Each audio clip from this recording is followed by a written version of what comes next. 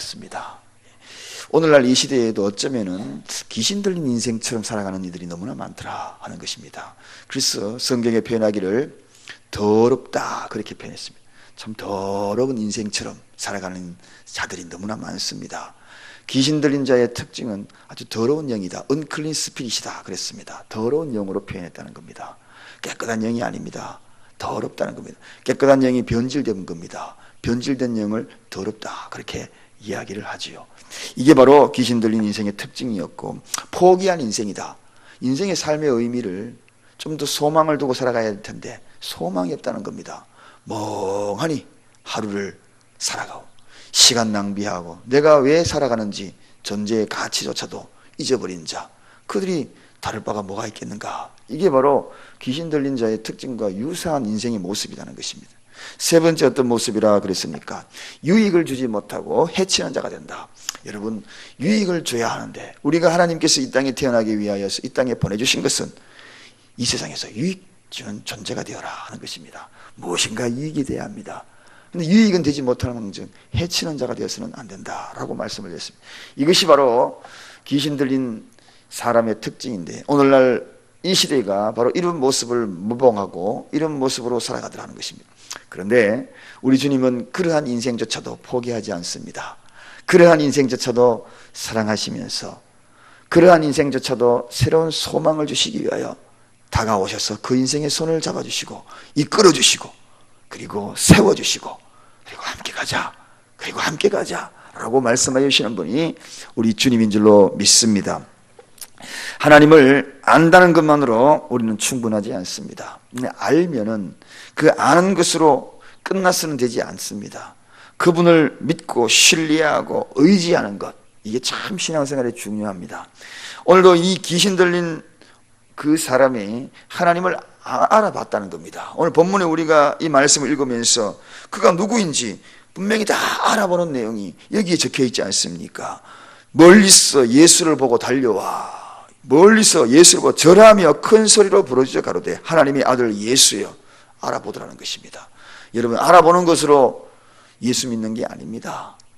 교회만 번듯하게 있고 교회의 십자가를, 그리고 그 십자가의 의미를 아는 것만으로 신앙생활하는 거 아닙니다. 그 속에 담겨있는 뜻이 무엇이며 왜 저 십자가가 저렇게 높이 달려서 우리에게 그분의 그 실체가 거기에 매달려야만 했던가. 우리 죄를 위하여 돌아가신 그 의미를 아는 것으로 끝나는 것이 아니라 그분을 알았다면 믿어야 되는 것입니다. 신뢰해야 하는 것입니다. 의지해야 하는 것입니다. 그럴 때 능력이 나타나는 거죠. 그럴 때 역사하시는 것입니다. 요한 웨슬리가 어느 날 감리교 창시자 요한 웨슬리 선생님 아시죠? 그 목사님이 그가 그렇게 깨달은 이유가 있습니다. 어느 날 오글로 소프라는 목사님에게 같은 목사끼리 질문을 받습니다. 형제여, 당신 속에 당신이 하나님의 자녀가 되었다는 내적인 증거가 있습니까? 하고 이 질문을 받습니다. 하나님의 자녀가 됐다는 내적인 증거가 있습니까? 그 질문을 받아들은 이 요한 웨슬리 목사님이 갑자기 당황하게 됩니다. 대답을 못합니다. 멍합니다. 내적인 증거가 있는가? 대체 내가 하나님의 자녀가 된 내적인 증거가 있는가? 거기에서 멍해지기 시작합니다. 그러자 대답은 해야 되기는 해야 되겠고, 대답한 그 울무버리면서 대답을 합니다. 예, 제가 예수님을 압니다. 예수님은 우리의 구원자시오 라고 대답은 하기는 했습니다. 그런데 불충분한 자기 자신의 모습을 깨닫습니다. 뭔가 깨름치가 않습니다. 그러자 오글로 소프 목사님이 이야기합니다. 예, 옳은 말씀입니다. 그 예수 그리스도가 당신에게서는 어떤 분인가, 어떤 존재인가, 거기에 대해서 제가 물은 겁니다. 그렇게 이야기했습니다. 이에 요한 웨슬리 목사님이 우물쭈물합니다. 목사인 내가 거기에 대해서 내가 명쾌하지 못하구나. 자신 있게 내가 대답을 하지 못하구나. 당신에게 어떤 존재입니까? 내적인 증거가 뭡니까? 라고 이야기하는데, 내가 이 우물쭈물하고 이 목사가 이게 뭘까? 그날부터 그는 고민하기 시작합니다. 내가 이러고도 목사냐? 내가 이러고도 이러면서 고민하기 시작하면서 그 실체의 그 질문에 뼈아픈 고통을 느낍니다. 내가 예수 그리스도의 존재에 대해서 내적인 증거가 뭐냐? 이 질문에 다시금 그가 고민을 하면서 주님 앞에 엎드리기 시작했고, 그 이후로 그의 신앙의 사상도 달라지기 시작했고, 그리고 확실한 그러한 신앙 고백의 모습으로 변화되면서 신뢰하고 믿고 의지하는 그 실체에 대해서 분명히 깨닫자마자 그때부터 그에게 힘이 솟구치기 시작합니다. 하나님을 아는 것으로 끝나지 아니하고 신뢰하고 믿고 의지하는 그 동력이 그에게서 꿈틀거리기 시작합니다. 매사에 신뢰하고 의지하고 믿는 그러한 그 동력이 그를 자극하기 시작하였어. 위대한 감리교 창시자가 되지 않습니까? 사랑하는 여러분, 오늘 우리가 어디만큼 신뢰하고 어디만큼 믿고 어디만큼 의지하는가? 과연 내가 하나님을 어디만큼 의지하는가? 그것이 내적 증거로 내가 그만큼 확신 있게 이야기할 수 있는가? 정말 신뢰하는가? 내 삶을 정말 맡기고, 그리고 내 삶의 주관자인 것을 확실히 믿는가? 내 생명의 주관자인 것을 확실히 믿는가? 그렇다면 나는 과연 그 모습, 그 신뢰감 속에서 나는 어떻게 살아가고 있는가? 이 질문을 던져보는 거죠. 여러분, 오늘 본문이 아는 것으로 끝나는, 아는 것으로 신앙생활하는 것이 아닌 것을 분명하게 밝혀주는 거죠. 마귀도 그 정도는 안다는 것입니다. 귀신도 그 정도는 안다는 것입니다. 어쩌면은 우리 예수 믿는 사람들보다도 귀신은 더 하나님의 존재를 알고 있습니다. 그러나 그가 왜 예수 그리스도를 그 앞에 두면서도 그분을 신뢰하고 믿고 의지하지 않고 오직 두려움만 가득 차면서 오직 예수 그리스도 떠나라고만 이야기했을까요? 떠나라고 이야기했을까요? 여러분, 따르는 자가 아니고 나 곁을 떠나소서 이렇게 이야기만 했는가 하는 것입니다. 오늘 이 본문에서 예수님은 그러한 이 귀신을 보면서 제어하고, 그리고 그 귀신에게 얽매여 있는 그 사람을 구원하는 그 장면을 오늘 말씀을 통하여 조금 더 짧게 한번 상고해 봅니다. 자, 먼저 귀신은 곧 예수님의 의해서, 즉 하나님의 아들의 그 모습이 귀신에 의해서 증명되는 그러한 대목이 오늘에서 이 말씀에서 발견합니다. 귀신에 의해서 오히려 더 하나님의 아들이 증명이 되더라. 정말 신기합니다. 아무리 숨기려고 해도 하나님의 실체는 숨길 수가 없는 것입니다. 보십시오. 귀신조차도 오히려 예수 그리스도가 증명이 되지 않습니까? 숨기려 해도 그분의 실체는 드러나게 되어 있는 것입니다. 진리는 숨기려 해도 드러나게 되어 있는 것입니다. 생명은 숨기려 해도 드러나게 되어 있다는 것입니다. 오늘 악한 천사든 선한 천사든 모두가 다 하나님의 피조물인 것을 알게 됩니다. 그래서 하나님의 창조로서 그 모든 것들을 제어할 수밖에 없는 존재가 오늘 분명히 드러나는 실체입니다. 자, 그가 멀리서 예수를 보고 달려와 절하며 큰 소리로 부르짖어 가로되 지극히 높으신 하나님의 아들 예수여, 그렇게 소개합니다. 여러분, 사단이 아무리 권세가 있고 아무리 힘이 있다 할지라도 사단이 결코 예수 그리스도의 그 능력 앞에 굴복할 수밖에 없는 존재인 것을 오늘 이 대목에서 분명히 밝히지요. 결국은 피조물과 창조자의 관계라는 것입니다. 타락했을 뿐이지 그 역시 하나님의 피조물이다. 즉 하나님의 모든 피조물은 절대적인 존재가 되는 것이 아니라 상대적인 존재밖에 될 수 없다는 것입니다. 즉 이것이 바로 피조물과 그리고 절대자의 차이입니다. 이 세상에 우리가 아무리 지혜가 뛰어났다 할지라도 우리 주님의 크기에는 비교가 되지 않는다.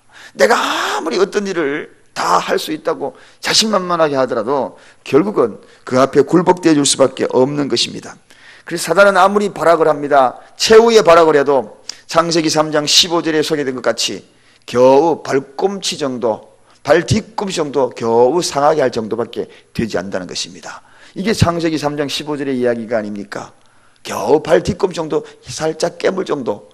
사단이 아무리 힘이 있다 할지라도 하나님의 존재에 대해서는 비교가 되지 않는다. 이게 바로 사단의 한계입니다. 결국은 그것을 통하여서 예수 그리스도의 실체가 증명이 되는 거죠. 사랑하는 여러분, 세상이 악하면 악할수록 예수 그리스도의 실체가 증명이 될 것입니다. 증거가 될 것입니다. 이게 바로 우리 주님의 그 신성을 드러내는 모습이죠. 두 번째는 예수님을 거절하는 그런 귀신의 실체를 봅니다. 하나님을 알고 있으면서도 불구하고 거절하더라. 오늘 여기 7절에 보니까 나와 당신과 무슨 상관이 있나이까? 원컨대 하나님 앞에 맹세하고 나를 괴롭게 마옵소서. 이렇게 이야기합니다. 메시아로 인정을 합니다. 그분이 누군가 알고 있습니다. 그 권세 앞에 무릎을 꿇으면서도 거절하더라는 것입니다. 여러분, 알면서 무릎을 꿇으면서도 받아들이지 않는 이 사단의 실체를 자세히 한번 돌려보십시오. 이게 오늘날 그가 그 모습만 갖고 있는 것이 아니라 이것을 사람에게 불어넣었다는 것이 문제입니다. 사람에게 들어갔다는 것이 문제입니다. 오늘날 하나님을 알고 있어요. 그러지만 믿지 않는 겁니다. 존재를 알고 있어요. 그러나 인정하지 않는 것입니다. 이게 바로 사단의 실체거든요. 그래서 사단이 하는 일은 예수 그리스도와 모든 인간관계, 그리고 하나님과 우리 사이에 어떻게 하면 상관없는 그런 관계를 만들까? 이게 그의 목적입니다. 알고 있으면서도 계속 그렇게 하는 것입니다. 사랑하는 여러분, 무관심하게 만드는 것, 하나님과 나와의 관계를 무기력하게 만드는 것, 그거 다 사단의 실체라는 것을 속지 마시기 바랍니다.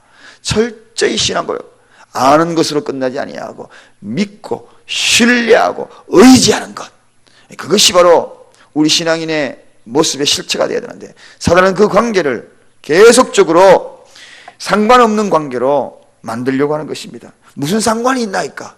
이렇게 상관없는 관계로. 아닙니다. 우리와 하나님 관계는 철저한 상관이 있는 관계입니다. 그 관계를 오늘도 무기력하게 만드는 그러한 사단의 실체에 속지 않기를 주님의 이름으로 부탁을 드립니다. 자, 결론적으로 오늘 8절에 이러한 귀신의 실체를 어떻게 합니까? 제어하는 그러한 예수님의 모습을 봅니다. 이는 예수께서 하고 이렇게 소개되면서 더러운 귀신아 그 사람에게서 나오라, 그렇게 말씀하시는 것을 봅니다. 사랑하는 여러분, 거절하는 귀신이었지만 그러나 실체적으로는 귀신에 유린당하고 있는 인간의 그 나약함 속에 긍휼히 여기시는 인간, 귀신이 긍휼히 여김을 받는 것이 아니라 귀신에 유린당하고 있는 인간에게 찾아오셔서 나오라, 이용당하고 있는 인간에게 나오라, 그렇게 명하신 것입니다. 그래서 주님과 상관 있는 관계로 철저히 그 관계를 재정립하고자 하는 우리 주님의 모습을 보게 됩니다. 여러분, 오늘도 많은 이들이 속고 있습니다. 많은 이들이 예수 그리스도가 증명되고 있음에도 불구하고 따르려고 하지 아니하고 상관없는 관계로, 멀찍이 바라보는 관계로 속고 있는 자들이 너무나 많습니다. 신앙생활 하면서도 분명히 알고 있습니다. 교회 다니면서도 알고 있어요. 하도 많이 들었어. 그러나 그를 믿고 의지하고 그리고 신뢰하는 그러한 모습은 너무나 미약한 것을 봅니다. 이 실체를 아는 자만이 요한 웨슬리처럼 새로운 인생을 살아가게 될 것입니다. 이 실체를 깨닫는 이들만이 오늘 이 시대에 승리하고 나갈 것입니다. 이 실체를 아는 이들만이 예수 그리스도의 관계가 아주 밀접한 관계가 되고 능력 있는 삶으로, 승리하는 삶으로 살아가게 될 줄로 믿습니다. 오늘도 우리의 삶 속에 주님은 말씀하십니다. 더러운 귀신아 나오라. 새로운 삶이 여러분에게도 펼쳐지기를 주님의 이름으로 간절히 축원드립니다. 기도